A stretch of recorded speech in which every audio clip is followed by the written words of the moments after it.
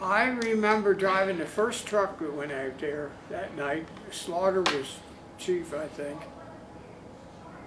And the first thing we found was a bunch of luggage along the ditch, along the highway. Of course, we had no idea it was the magnitude that it was until we got to looking around a little bit. The location was quite large out there, from one end of that road to the other, and that whole field out there was covered with parts of that plane. Big cavity in the road burning, and there wasn't much large pieces of the plane at all. It was scattered all over the place, but there was nothing real large. Okay. We didn't even know what kind of plane it was.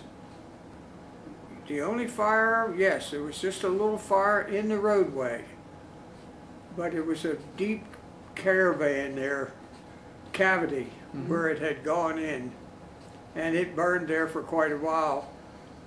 Okay. Just a hole in the ground, really.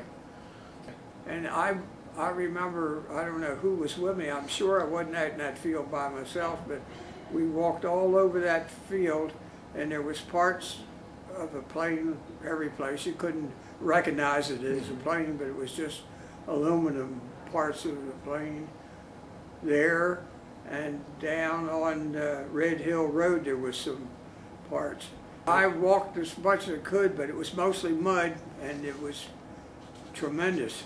So and it wasn't long after that that the Navy brought, and I don't know whose insistence this was, but they come over there with a bunch of recruit sailors in a bus, and they all had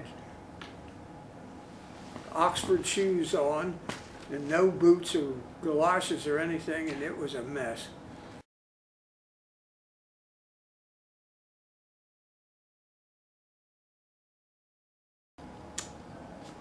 I was at home. I was living on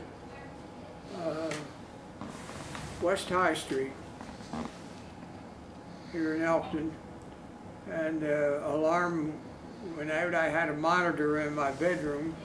I hadn't gone to bed yet, but my wife and I was in the bedroom with a couple of the children, I think, and it said a plane crash on the monitor. So naturally I went right to the firehouse, and the siren was sounded about then, and I drove the first fire truck that went up there. Of course, there was a little bit of fire in the middle of a road about halfway through Delancey Road, but later on it started getting daylight. Well, we could tell that there was parts of that plane scattered all over that field up there. I was assistant chief, and I was also a driver. I was driving the truck that went up there first. Okay. And Slaughter was in the right front cab with me. I was driving, he was the chief at the time. Okay. Didn't hear a thing until I heard, I think it was Rosemary Cully put the alarm out for a plane crash on Delancey Road, I believe.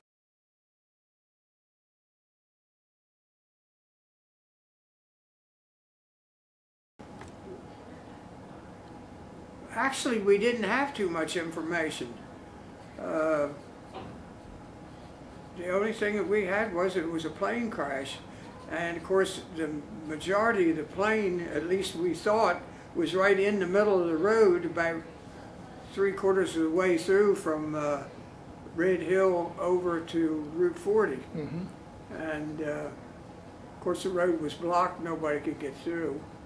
We saw some luggage laying in the side of the roadway as we were going in, and Slaughter was chief, and he was in the front seat with me, and he looked out the window as we were going by, and he saw this luggage, and he thought it was probably a military plane, because the luggage looked like military luggage, leather suitcases and things like that.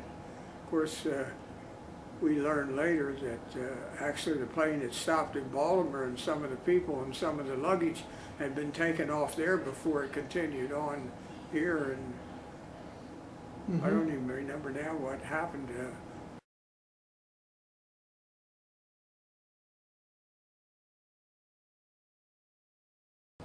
And I stayed there until the wee hours of the morning, and then I come back to town.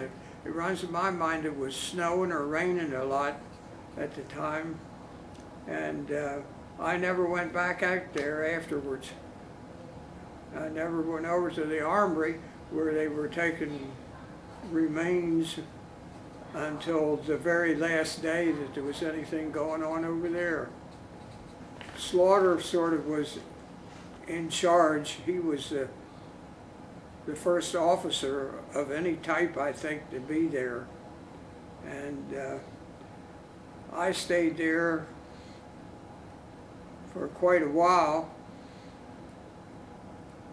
And I had a pickup truck that I had McIntire bus lines at the time, and I had a truck with a barrel with gasoline on it, and I hauled gasoline. I didn't do it, but Jack Wells, who worked for me, he brought the truck out there and supplied some gasoline to some of the fire trucks that was out there, but there wasn't any fire to amount to anything. Okay.